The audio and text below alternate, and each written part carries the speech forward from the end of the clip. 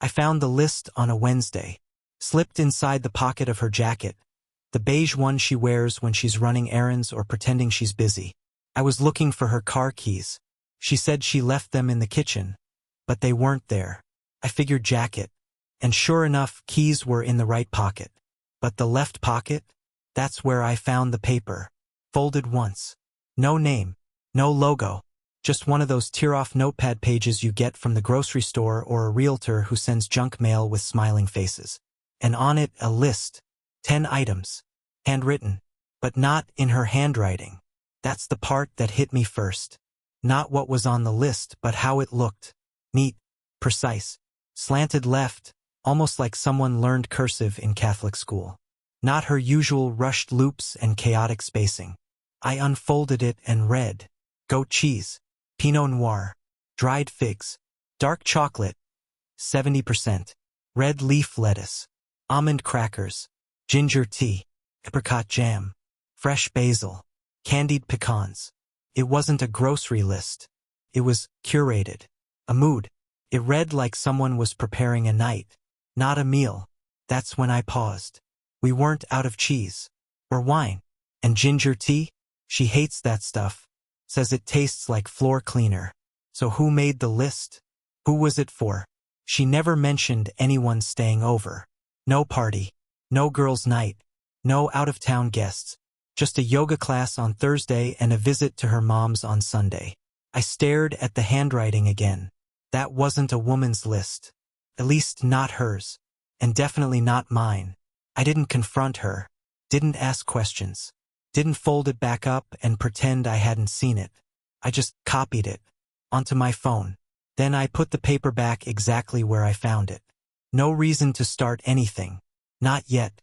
But that list stuck with me. Not because of what it said, but because of what it didn't. It didn't say milk. Didn't say toilet paper or eggs or soap. It said, this is what someone wants you to bring when they already know what kind of night it's gonna be. And that someone wasn't me. I bought the goat cheese first. Not because I was hungry. Not because I planned to eat it. I just wanted to hold it. To see what it felt like to reach for something he wrote down. Somehow that made sense in my head. It was a Wednesday evening. Trader Joe's half full. Mostly the after-work crowd. Couples bickering in the frozen aisle. People on speakerphone. Wine bottles clinking in baskets. I stood in front of the cheese section for maybe a minute too long. The package was right there. Soft-rind, French import, goat's milk, the good stuff. I didn't even like goat cheese. She used to hate it too. Said it reminded her of spoiled milk in a wool sweater. So what changed? Whoever wrote that list knew she liked it now. Knew what wine went with it. Knew what to pair it with. And I didn't. That's what hit me hardest. It wasn't that she was seeing someone else. Not yet. Anyway. It was that someone else was closer. More current. Dated. I was still buying the things she liked 5 years ago. He was buying what she liked now. I added a bottle of Pinot Noir to the basket. Then dried figs. Then candied pecans. No plan. Just momentum. By the time I got to the register, I had everything from the list. All 10 items. Perfect match. I put them on the counter like I was about to host a dinner party I hadn't invited anyone to. The cashier smiled. Special occasion? I smiled back.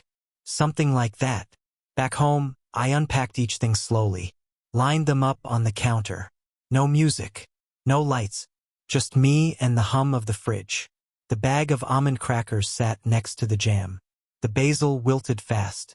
The chocolate, 70%, bitter as hell, stared at me like it knew something I didn't. And the list, still on my phone. I didn't delete it. Couldn't. It wasn't just groceries anymore. It was a code. I put the wine in the fridge. Took a bite of the cheese, hated it. Still tasted like wet wool. But I forced myself to eat it. I needed to taste what they tasted. Smell what they smelled. Get inside the night they were building. Because that's what this was. A night.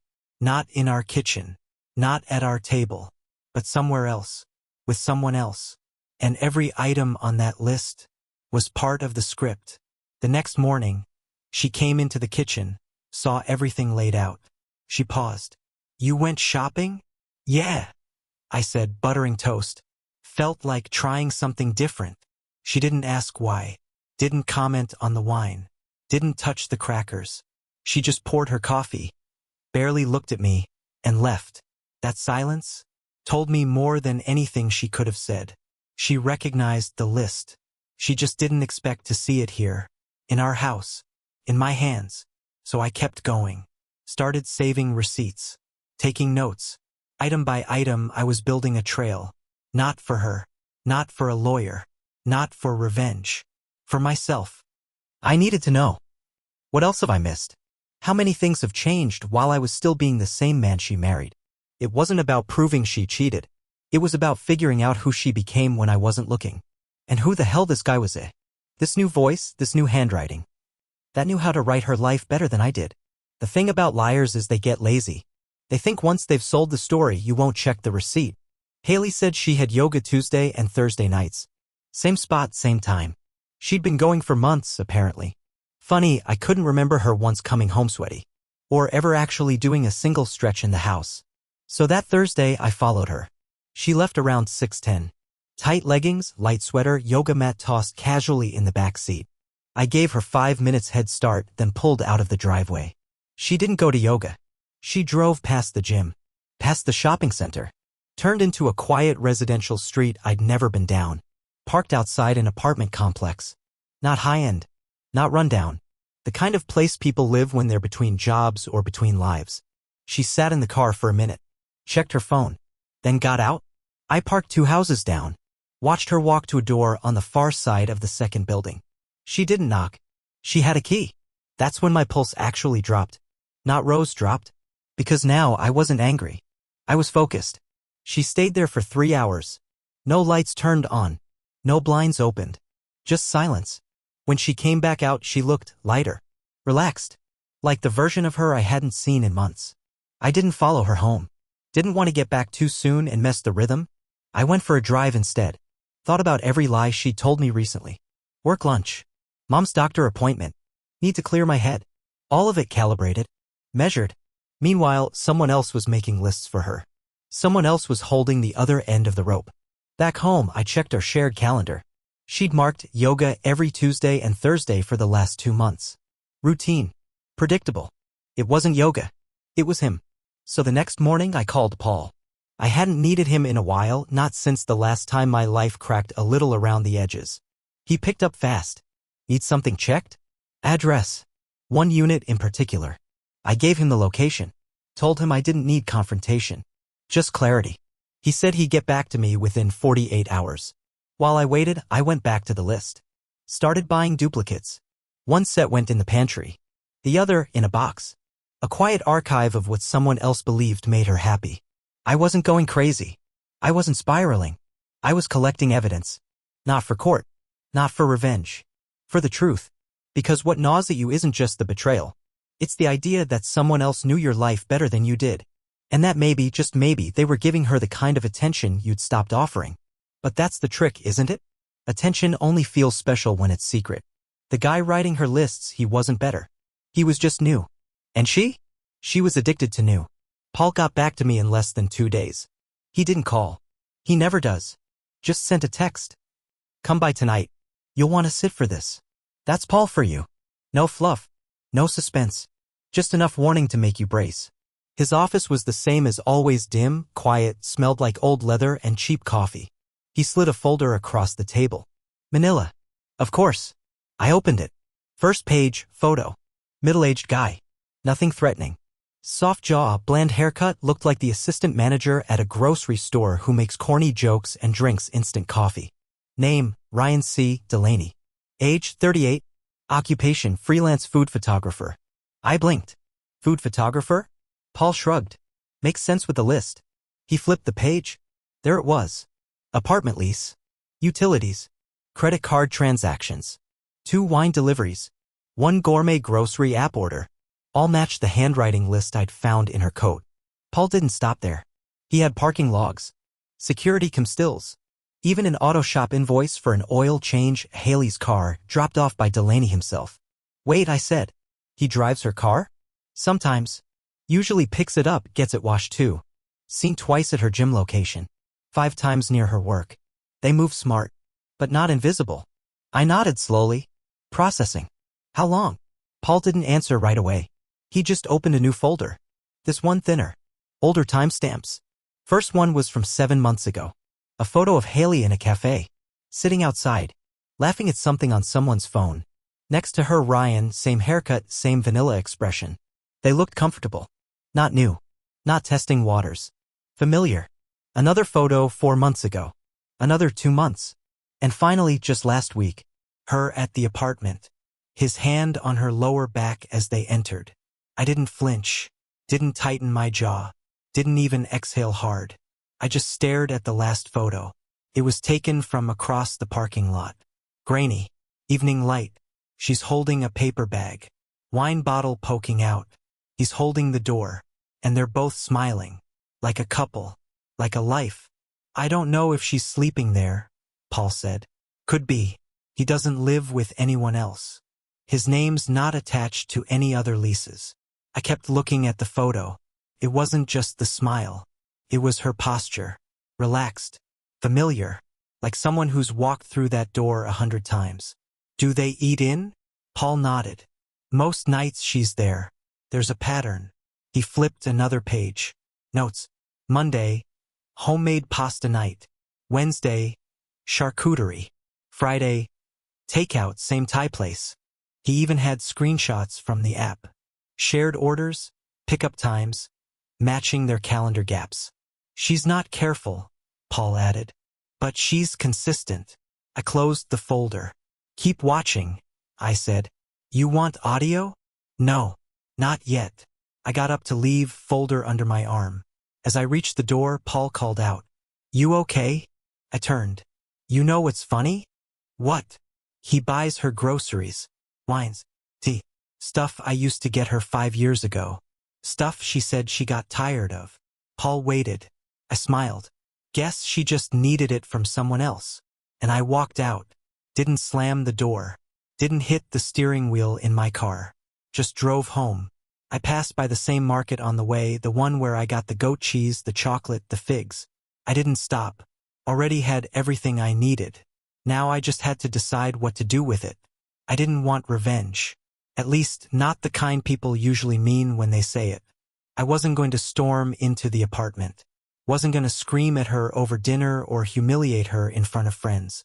That's the kind of thing people do when they still think the other person owes them something. Me? I wanted clarity. And maybe, just maybe, a little theater. So I started with something small. I brought back the ginger tea. Not just the one from the list. I bought 3 different brands. Left them in a neat row in the pantry, right where she used to keep her favorite chamomile. Didn't say a word. 2 days later, I noticed one of them was gone. Next, the wine. I started buying bottles that matched the orders Paul had traced to her evenings with Ryan. Not expensive ones. Not romantic. Just familiar. Left one on the counter. Unopened. She passed by it twice. Didn't ask where it came from. Didn't touch it either. Then I started cooking again. Old recipes. Dishes we hadn't made in years. The ones we used to do together, back when cooking meant laughing over spilled flour and burning garlic. She barely ate. Said she wasn't hungry. Said she'd already grabbed something earlier. I smiled and nodded. Of course she had. One night, I cleaned out the kitchen drawer where we kept old photos, travel magnets, dumb birthday cards we never threw away. I put a few back on the fridge. A photo of us in Charleston. One from a camping trip we bailed on mid-hike. And that old grocery receipt she once circled and wrote. He bought my weird chocolate again. Keep him. She didn't say anything about it. But she moved the Charleston photo a little further to the side the next day. Just enough so it wasn't in her eyeline. That's when I knew.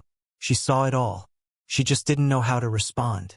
Because the more I brought back, things we'd lost, things we'd buried, the more uncomfortable she became. Almost like she'd built a new world with him. But now mine was bleeding back in around the edges. I wasn't trying to win her back. I was just making her uncomfortable in the comfort she thought she controlled. And then I did something bold. I made a list of my own. Not groceries. Memories. I wrote down 10 things that used to matter to us. The lake house.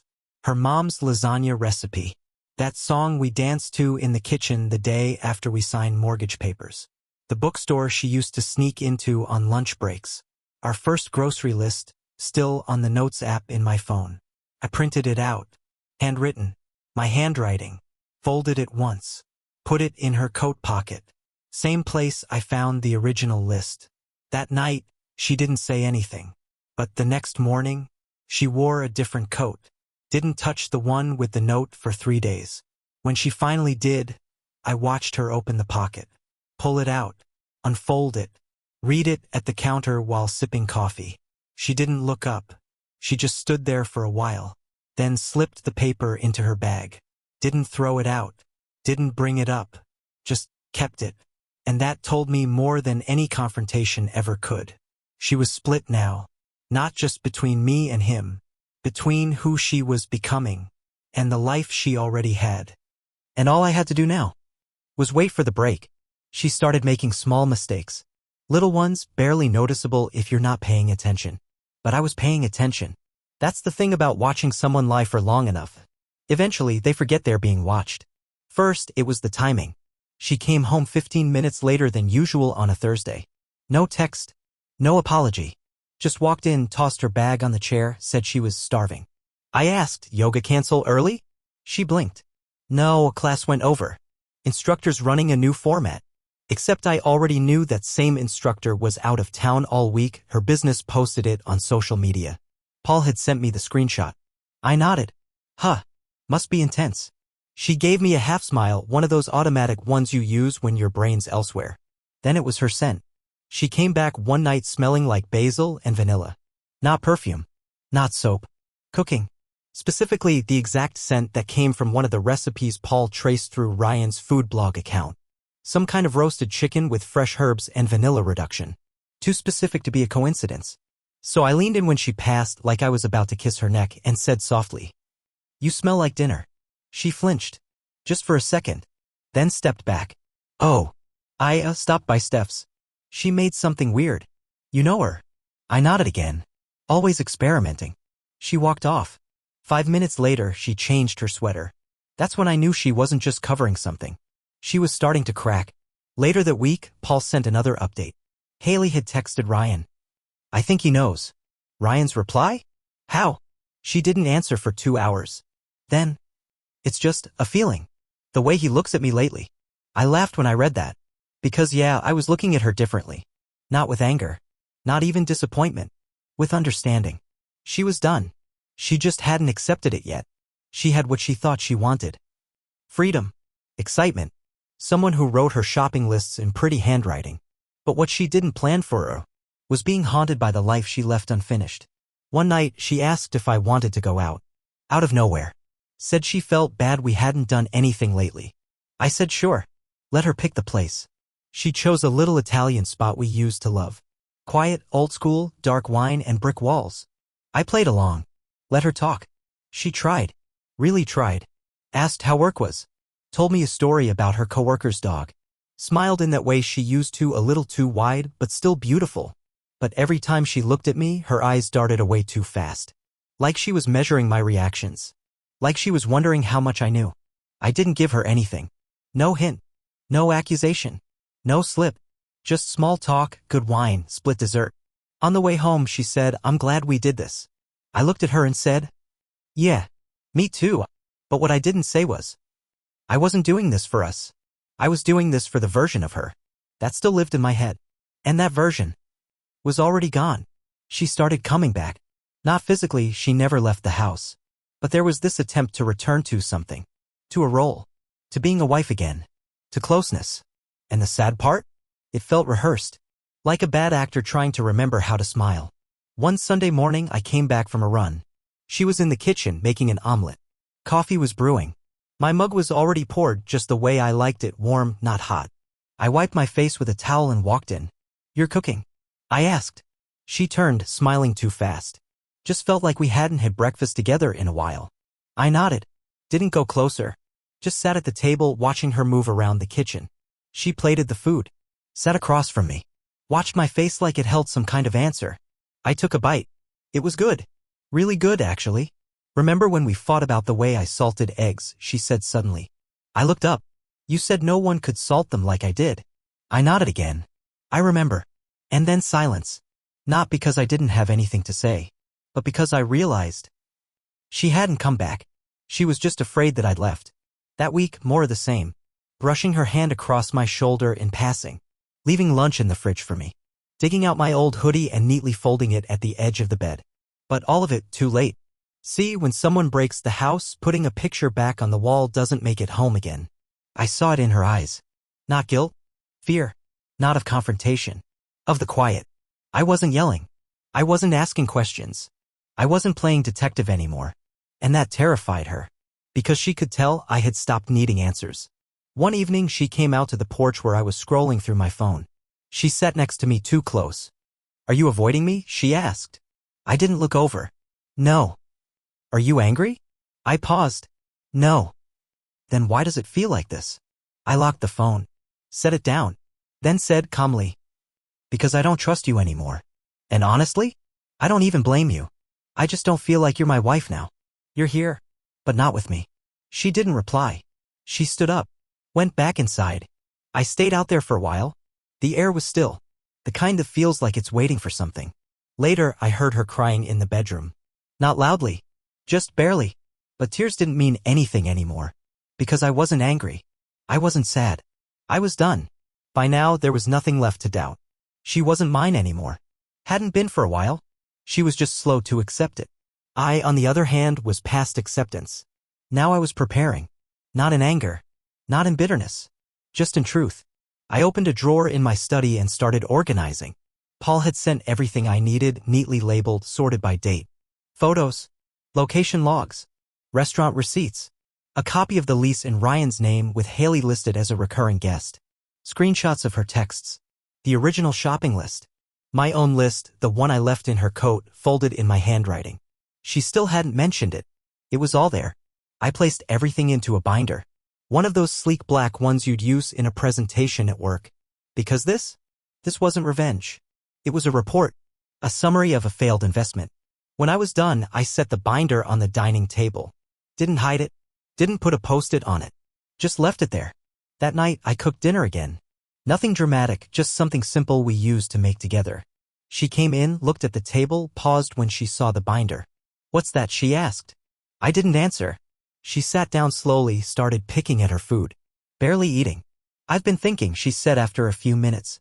Maybe we could take some time. Get away. You and me. I looked at her. Get away from what, Haley? She flinched. I waited. She said nothing. So I kept going. From the guy you've been seeing behind my back? From the apartment I've watched you go to? Or from yourself? Her fork dropped. I can explain. No, I said. You really can't. And even if you could, I wouldn't believe it. Silence. Tight, small silence. I didn't mean for this to happen, she said, voice shaking. I know. I was confused. You were methodical. I still love you. I gave a long look. Then stood up, walked to her side of the table, and placed the binder in front of her. Then read it. All of it. Every receipt. Every message. Every step you took away from me. And then, if you can still say that, we'll talk. She didn't open it. She just stared at the cover. But I saw her hands trembling. Because now it was real. Not suspicion. Not fear. Proof. I'm not screaming, I said softly. I'm not even angry. She looked up red-eyed. Then what are you? I leaned in just enough for her to hear me clearly. I'm done pretending you're still the woman I married. And with that, I walked upstairs. Left her at the table. Left her with her wine, her guilt, and every receipt from a life she thought I wouldn't see. That night, she didn't come to bed. I didn't check where she slept. Didn't need to. I'd already packed a bag. Booked a hotel for a few nights. Made arrangements with a lawyer. The next move was mine. And it would be quiet. Sharp. Final. The hotel was quiet. Corner suite. No distractions. Just clean sheets, muted light, and the kind of silence you don't realize you've missed until it wraps around you like a blanket. I slept for 9 hours that night. No turning. No weight on the other side of the bed. No guilt. No pretending. I woke up, showered, made a coffee, and called the lawyer. His name was Cole. Tall, dry, efficient.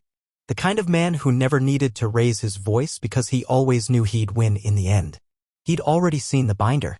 I have to say, he said during our meeting, flipping through one of the tabs, this is the cleanest case of breach I've handled in a while. I don't want alimony, I said. No theatrics. No joint understanding. Just clarity. She goes. I stay. He nodded. Done. I want the house. The cars. The accounts stay locked. No claims, no split. Easily done. I want zero media. Zero friends pulled into this. If she tries anything, photos, rumors, passive-aggressive posts, we shut it down before it starts. He paused. Is she the type? She used to be subtle, I said. But lately she's been clumsy. Just assume she might try to save face. Cole nodded again. I'll prep everything by Friday. You'll be divorced by end of month if she doesn't stall. She won't. You sure? She's too ashamed to fight. And too smart to lose in court. He closed the binder. And if she changes her mind? I looked at him calmly. Then she'll learn the hard way what losing really looks like. 2 days later, I came home. I walked in, same front door, same hallway. But it didn't feel like home anymore. It felt like a place I used to live. She was in the kitchen. Didn't hear me come in at first. When she turned around and saw me, her face froze like she wasn't sure if I was a memory or something real. I didn't know if you'd come back, she said. I'm not staying. She looked down, nodded. I read it, she whispered. The binder. I waited. I'm sorry. I let the silence hang. Really, I am. I didn't know how far it got. I didn't know how much I'd lose. You didn't lose, I said. You gave it away. She closed her eyes. Took a shaky breath. I never stopped loving you. I didn't flinch. You stopped choosing me. Every day. Every small decision. You stopped choosing us. I made a mistake. No. You made a pattern. That's not the same thing. She looked older than I remembered. Not in years. In spirit. Like someone who's been standing in the rain too long, soaked down to the bones, still trying to pretend they're not cold. I handed her the envelope. The divorce papers. Signed, filed, with a court date attached. Read them. Sign them. Or don't. Either way, this ends. Her hands trembled as she took them. I never wanted this, she said. I picked up my overnight bag. You wanted something else. And you got it. I walked out without saying goodbye. Because you don't say goodbye to someone who already left. You just closed the door behind them. Outside, the air was crisp. I didn't feel victorious. Didn't feel free. Just level. Clean. I went to a small diner after that. Ate breakfast alone. Read the paper. Let my phone stay face down the whole time. Later that day, I met Cole again. Reviewed the financials. Made final notes. He asked, you want her to sign an NDA about the relationship? No, I said. Let her talk. No one will believe her anyway. He smiled slightly. You're colder than most. Not cold, I said. Just done. He nodded like he understood. Maybe he did. Maybe he didn't. Didn't matter. Because for the first time in months, my life was mine again. No script. No lies. No shopping list that didn't belong to me. Just one signature. And the next chapter. The divorce went through quietly. No fight. No drama. Just a courtroom, 2 signatures, and a nod from a tired judge. She didn't look at me when it was over. I didn't look at her either. Because there was nothing left to say. I stayed in the house. Not out of spite, it was just mine. I'd paid for it. Maintained it. Built a life inside it. She had left long before she packed a single bag. It was quiet now. Not the lonely kind of quiet. The clean kind. No perfume trails in the hallway. No hair in the sink. No half-open drawers with clothes I never touched. Just me. A man with no list left to follow. I don't think about her much. Not in the way people expect. I don't replay the lies. I don't obsess over the nights she didn't come home. But sometimes when I'm making coffee or when the sun hits the kitchen counter just right, I remember the list. The one I found in her coat. Not in her handwriting. Not meant for me. It used to sting. Yeah? It's just paper. I kept it for a while. Folded, tucked in a drawer like some old receipt for a life that never got used. Then one day, I threw it out. Didn't need it anymore. As for her? I don't know where she lives now. Don't know if she stayed with him or moved on to someone new. I never asked Paul for an update. Didn't care. But one afternoon I was told casually that someone saw her at the grocery store, standing in front of the cheese section. Goat cheese in her hand. The exact brand from that list. She stared at it for a long time. Then put it back on the shelf. Didn't buy it. And I don't know why, but that made me smile. I didn't burn the house down. Didn't post anything online. Didn't tell friends the story. I just let it fade. Because that's the real ending. Not when someone begs. Not when someone apologizes. But when it's boring. When the person who once wrecked you is just another name in your past. Another cart rolling by in a grocery store. And you? You're standing at checkout bagging your own things. Calm. Clear. Done. And maybe on your way out you leave the receipt on the counter. Just so the world knows. You paid for everything.